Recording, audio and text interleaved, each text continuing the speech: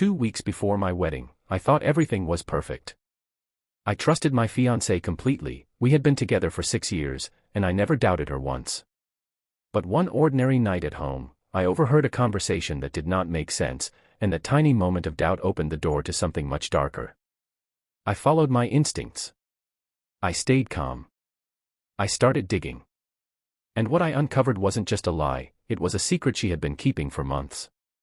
A secret that involved betrayal, manipulation, and the realization that the woman I was about to marry was helping cover up an affair within her own family.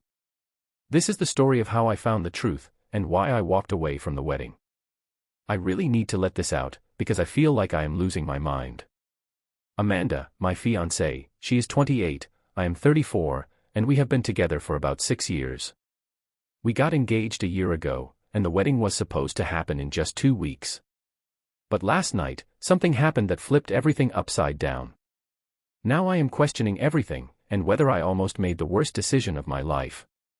We were finally having a quiet night at home. Those are rare for us. Amanda was in the kitchen making dinner, and I was out back working on one of my little projects. We have a decent amount of land, and I have been building a pergola and a fire pit out in the backyard. We were really looking forward to using it this fall. Anyway, after working for a while, I got pretty thirsty, as one does when you're doing heavy labor, so I walked back inside to grab something to drink. That is when I saw Amanda at the counter prepping dinner. She had her phone on speaker, chatting away. I instantly recognized the voice. It was her brother-in-law, Jason, her sister Lauren's husband. And this is where things started to get strange. I heard Jason ask Amanda if she knew where Lauren was. Apparently, he had been trying to reach her, but she was not answering any of his texts. Amanda told him, casually, she just left here, she should be home in about 30 minutes. Now, Lauren and Jason have been married for 5 years, so naturally, that caught my attention. But it did not hit me right away. I walked into the kitchen, grabbed a glass, and asked Amanda, "Hey, what was that all about?" She told me Jason was looking for Lauren. I saw her texting someone and asked, "Who are you texting?" She said, "Lauren, just letting her know that Jason's trying to get in touch." So I poured myself a drink, sat down, took a sip, and then my brain finally started piecing things together. Amanda told Jason that Lauren had just left our house. But Lauren had not been over, not that day. The last time either of us saw her was yesterday, when she came by to help Amanda with some wedding decorations. So then I thought, why is Amanda texting Lauren if Jason said Lauren had not responded to any of his texts? And more importantly, why would Amanda tell Jason that Lauren should be home in half an hour unless she either 1, knows where Lauren actually is and is covering for her, or 2, is literally texting her in real time to get her to hurry home? The only explanation that made sense was that Amanda lied to Jason about where Lauren had been, and she was probably warning Lauren that Jason was expecting her home soon. I spent the next 5 hours spiraling. My mind ran through every possible scenario, some of them kind of reasonable, others really dark. I just could not stop thinking about it. I wanted to ask Amanda directly, believe me.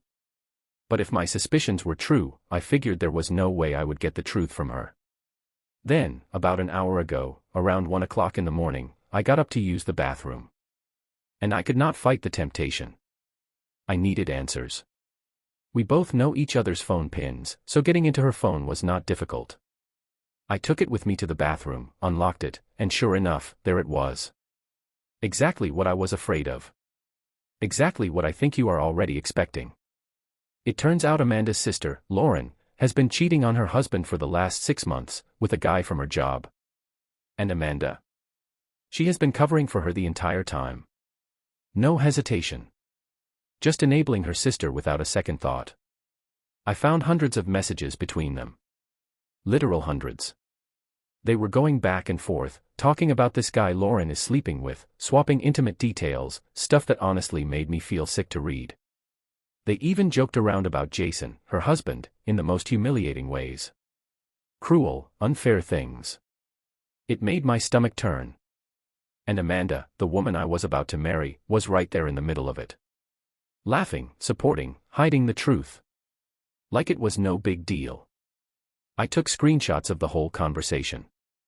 Then I put the phone back where it was and went straight to my office.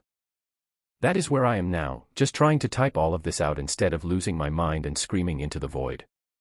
I feel completely stuck. Like, this is it. I cannot marry Amanda. There is no coming back from this.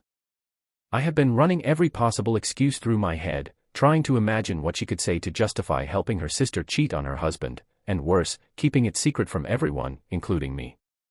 And not just Jason, they have a 2-year-old daughter. Amanda helped destroy that little girl's family. But then, on the flip side, we are 2 weeks out from the wedding. Both our families have spent a small fortune on it. Deposits, venues, catering, it is all paid for. And none of it is refundable. And here I am, feeling like an idiot. How could I have missed who she really is? How did I not see this coming? I cannot go through with the wedding. I just can't. But what really messes with my head is, a part of me still wants to. Amanda is beautiful. She is funny. She is warm. I truly believed we were going to build an amazing life together. She never lied to me directly, not that I know of, but now everything feels tainted. I cannot look at her without seeing this huge betrayal. It is like finding a massive ink stain on a painting you thought was perfect. You cannot unsee it. And no matter how much you want to ignore it, it ruins the whole thing. I keep asking myself how I got this so wrong. I know I need to end this, but I feel sick even thinking about how to do it. Like I could throw up or smash something, that is how much pressure is in my chest. Look, I do not need anyone to tell me not to marry her. I already know. The wedding is off. That decision has been made. I am just trying to figure out how to do this, how to get the words out, and how to deal with everything that comes next. The pressure is unreal. Everyone is expecting a picture-perfect day in 2 weeks. But I am not going to let that trap me. I refuse to be the guy who goes through with a wedding just because it is too late to cancel. That does not mean I am not dreading the fallout. I am. A lot. And honestly, I am angry. Angry that Amanda put me in this position. It is 5 in the morning. I have barely slept, and I have work in 3 hours. I am going to hit the shower and head in early. I do not want to see Amanda right now, I need space. And to the people online who have been supportive, thank you. Seriously. But to the ones saying, maybe Amanda had a good reason, come on. What kind of good reason is there for helping someone cheat on their husband for half a year? Anyway, I got to the office around 7 a.m. The place was empty, so I figured it was a good time to start ripping the bandage off. I called my brother. He lives in Australia, so I knew he would still be up after putting the kids to bed. That conversation was tough. I know how much he spent to come to this wedding, plane tickets for the whole family, time off work, the whole deal. But, being the big brother he is, he did not complain once. He just listened and backed me up. He even made a solid point. He said, and I am paraphrasing, "You deal with liars and scammers every single day at work. Your gut knows when something is off. I cannot blame anyone for wanting a break from all this, a place where none of it follows you." And my brother was absolutely right. His words hit me hard, and they made me realize why Amanda's involvement in all this deception is hitting me so deep. She did not just stand by, she enabled it. But my brother also gave me a really good idea. His family had already planned a trip to Florida to do some sightseeing and visit a few parks. And now, that trip is going to include me too. The plan was for Amanda and me to honeymoon there and meet up with them, so it should be pretty simple to shuffle things around. Amanda's ticket? I am giving it to my sister or another relative. Someone who deserves to go. Right now, though, I am trying to drown my nerves in way too much coffee. I just keep sipping cup after cup, hoping to distract myself until it is late enough in the day that I can call Jason and tell him everything. I just wrapped up our team's morning meeting, but I am shaking. Probably from the 2 full pots of coffee I have already gone through since I got in at dawn. My mind is buzzing and scattered. There is no way I am going to be able to focus today. Honestly, I feel stuck until I talk to Jason. I need to get this out of my system. So I decided to take a sick day. I jumped in my car and drove over to Jason's house, hoping he would be home. If he was not, I planned to call and keep trying until I reached him. Jason is a teacher, and he is on break right now. Lauren, like me, works a regular 9 to 5, so the timing actually worked out. I pulled into his driveway around 10 o'clock in the morning. He had just put his daughter down for a nap. We sat down in the kitchen and had one of the hardest conversations I have ever had in my life. Turns out, he had a gut feeling something was wrong for a while now. He had his suspicions. But Lauren had done a good job of covering her tracks, with a little help from Amanda and some of their mutual friends. I wish I had the entire history of messages, but all I could grab were a couple dozen screenshots I sent to myself from Amanda's phone. I handed over what I had and told him I would help in any way I could. See, I work as a field analyst in the Special Investigations Unit at a mid-size insurance company. My focus is workers' comp fraud. So I know how to track patterns, gather evidence, and I know some people who can help too. Now I am still sitting at Jason's kitchen table, laptop open, trying to juggle work while cleaning up the pieces of my personal life. Later tonight, I am going to have the conversation with Amanda, the one I have been dreading. And after that, I will start telling my friends and family the truth. Most of the honeymoon has already been rebooked. There was a minor issue with Amanda's flight because it was booked under her maiden name, and the airline has strict rules about name changes. Thankfully, I was able to cancel her ticket, get a partial refund, and switch it over to my sister. So now, instead of a romantic honeymoon, it is going to be a fun family trip. My sister will be joining me and our nieces in Florida in just a couple of weeks. I have not canceled the wedding venues yet, not because I am hesitating, but because I want to give Jason the time and privacy to confront Lauren before word gets out. I will be telling my loved ones today, though, and asking them to please keep it under wraps for now. At the moment, I am running around like a madman, canceling everything I can. Flights, vendors, rentals, the works. Next on my list is heading to the bank. I need to open a new account and sort out all the bills and subscriptions I had tied up with Amanda. As far as money goes, some folks have asked me how the finances will shake out. It is actually not too bad. The mortgage is in my name only, we were not married yet, and I bring in the bigger income. Now, just to clarify, Amanda did contribute financially to the house, around $20,000 toward the down payment, while I put in about $60,000. Because of that, I will likely need to repay her not only that amount but also a fair share of the mortgage payments from the past 16 months. It is not ideal, but honestly, it could be a lot worse. Let me be clear about something, though. I do not hate Amanda.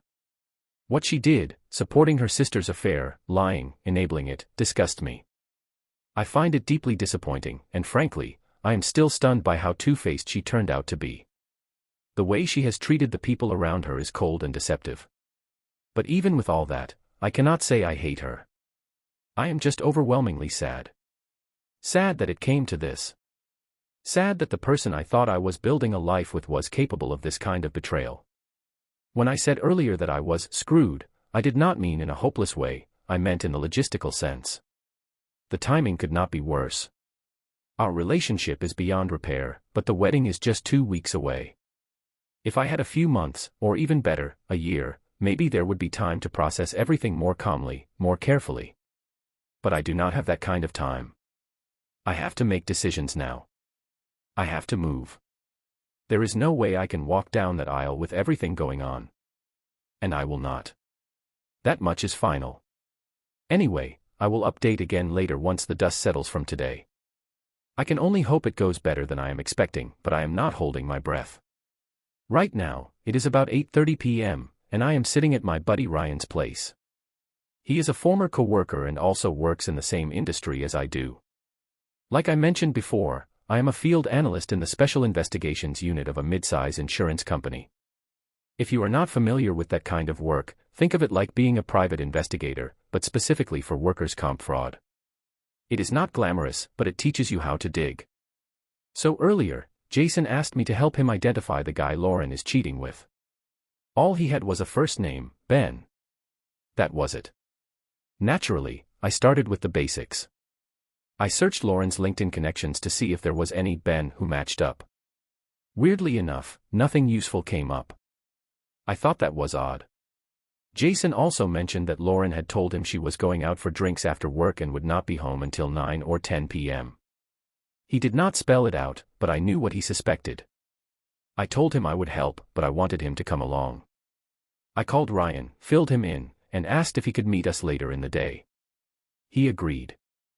Jason and I dropped off his daughter at his parents' house first. I stayed in the car while he went in and, I assume, kept things vague. After that, we drove to Lauren's office. It is located in one of those commercial strips, basic-looking buildings with shared parking and no gates. Just rows of generic offices. We circled around until we found Lauren's car. Jason had a spare key, so he unlocked it. I handed him a voice-activated recorder and a GPS tracker to plant inside the vehicle. Once he was done, we left and parked a little ways down the street to wait. We did not want to risk being seen. We just needed to know the truth. About 20 minutes later, Ryan showed up and joined us in the car. We sat and watched, and sure enough, after about an hour, Lauren came out of the building with two of her girlfriends and a guy. He was younger, tall, with sandy blonde hair. They were holding hands. Not being discreet, just walking out together like it was no big deal. And I just shook my head. Like, seriously. She is not even trying to hide it. I snapped a few pictures from the car. No need for anything fancy, they gave me everything I needed. Once Lauren got into her car and drove off, it was time for the next step, following her. At first, I figured Lauren might head straight to a hotel or something private. But nope, she surprised me. Instead, she drove to a pretty decent bar and grill located in one of the nicer parts of town. She parked on the street right outside the place. I followed a bit behind, saw her getting out of her car and heading inside, and then went to find my own spot. Once I parked, I regrouped with Jason and Ryan to go over our game plan. We decided Ryan would go in first.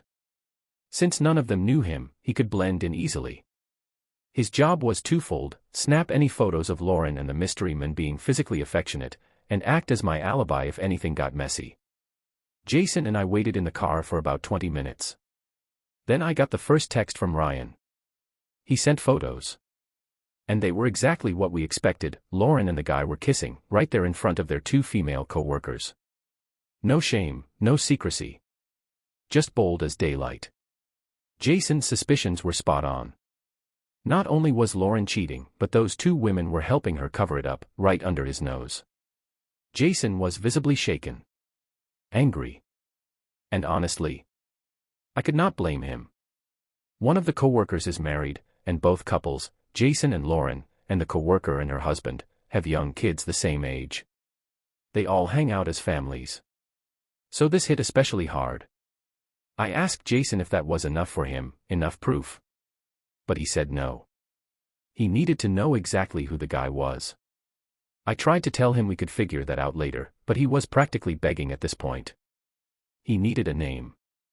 So I texted Ryan to let him know I was coming inside, and then I walked into the bar. The moment I stepped in, I spotted them. Lauren and her group were laughing it up around one of those tall round pub tables near the front window. They had drinks in hand and looked like they were having the time of their lives. I took a deep breath, walked toward them, and played it cool. Lauren.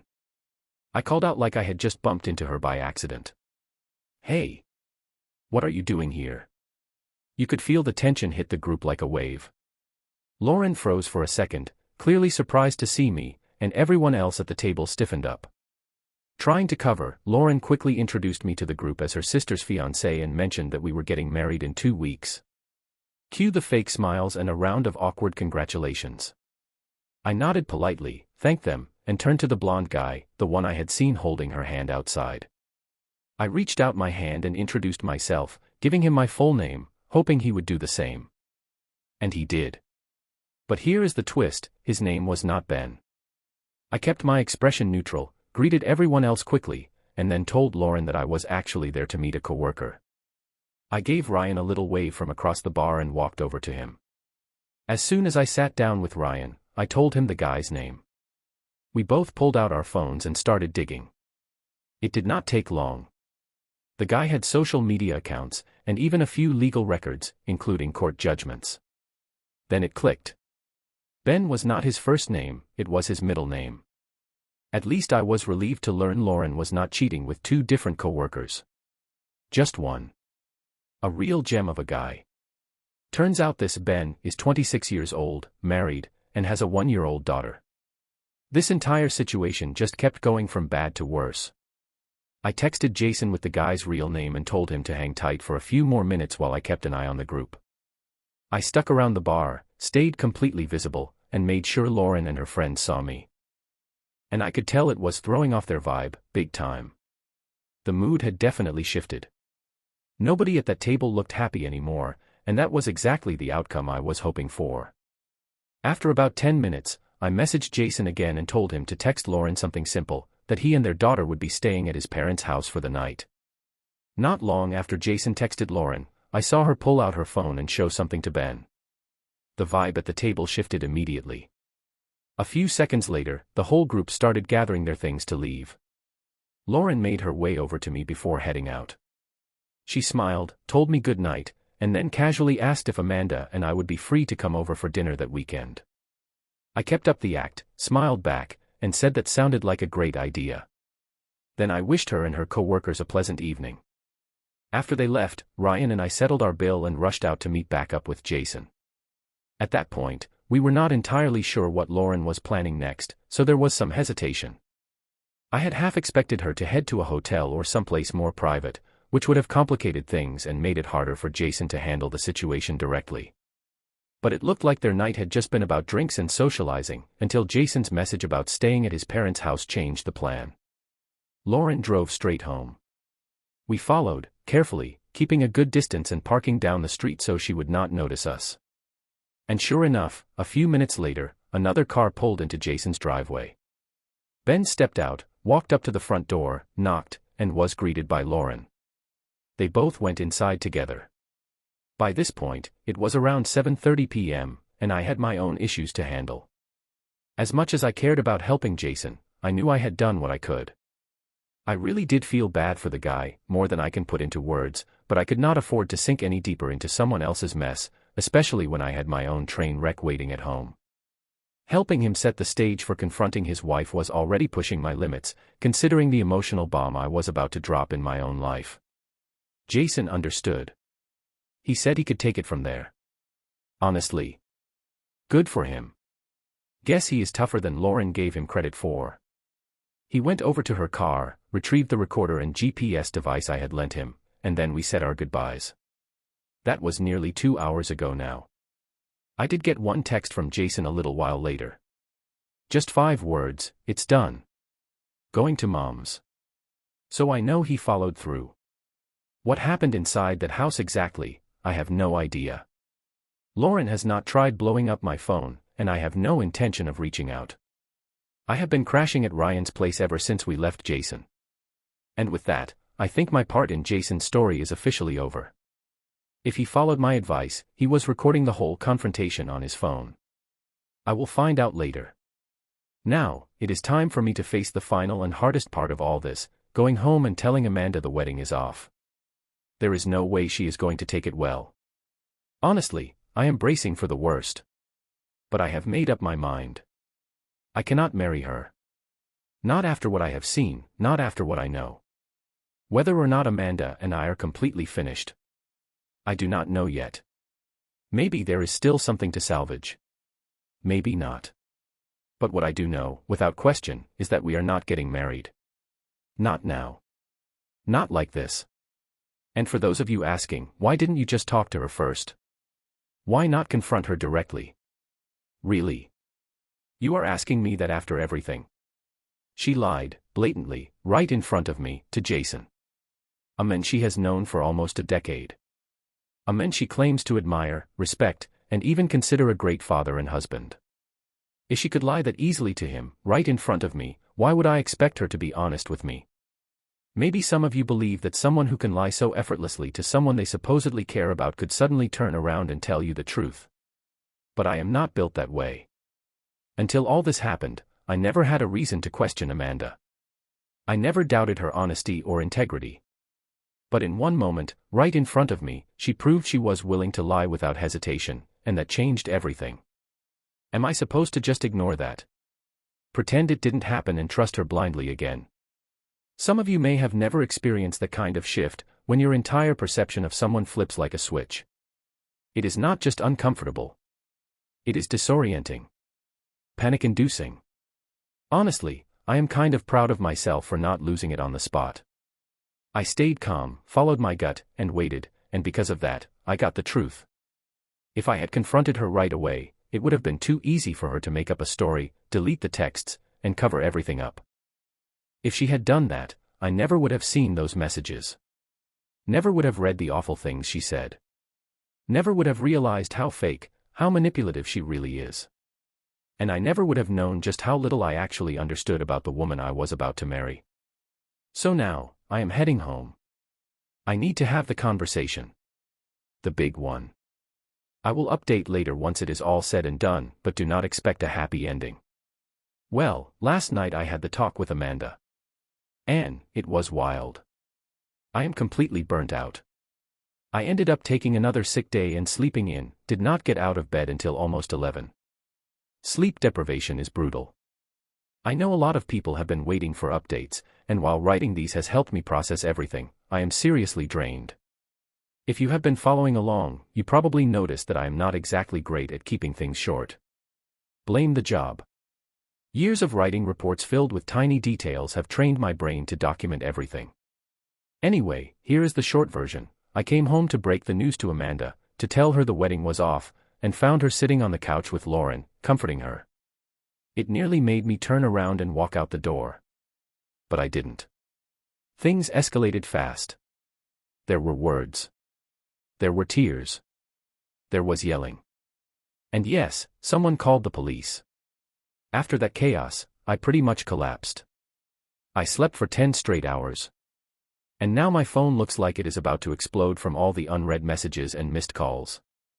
If it vibrates one more time, I might take it to Lauren's office and charge $10 a minute for people to sit on it. Everything's kind of in limbo right now. I have a long to-do list today, calls to make, friends to reach out to, logistics to sort. My family already knew what was going on by yesterday afternoon, but there is still a lot of cleanup left. Before I log off to deal with the mountain of real-life stuff, I will answer a couple of questions I keep seeing. First, no, I am not some kind of secret agent. I am just a guy who follows shady workers to yoga classes and Zumba sessions to catch them committing fraud. I have been doing it for about 5 years, and I am good at it. And no, nothing I did in this whole situation involved spy gear. I used a $50 GPS tracker from Amazon and just a tiny sprinkle of social engineering. You would be surprised how far that can get you, honestly. Second, I am done. I am out of Jason's situation now. Whatever he decides to do, whether he calls Ben's wife, whether he goes nuclear or keeps it quiet, that is his decision. I have done my part. And I am not getting dragged any deeper into this mess. Jason is a good man. A real friend. But I have my own world falling apart right now. And now that the fire of moral outrage has died down, now that I am no longer consumed by exposing the lies and catching people in the act, the weight of it all is finally hitting me. Harder than I expected. It turns out that anger is a really convenient distraction. But once it fades, what is left is this massive emotional hangover. And the truth is, I have been carrying more than I was willing to admit, even to myself. Let me clear something up, too. I am not some frustrated screenwriter trying to turn this into a screenplay or novel. Not even close. But I do write. A lot. If you only knew. Most of my professional life is spent hunched over a laptop, cranking out report after report, transcribing statements, logging hours of field observations.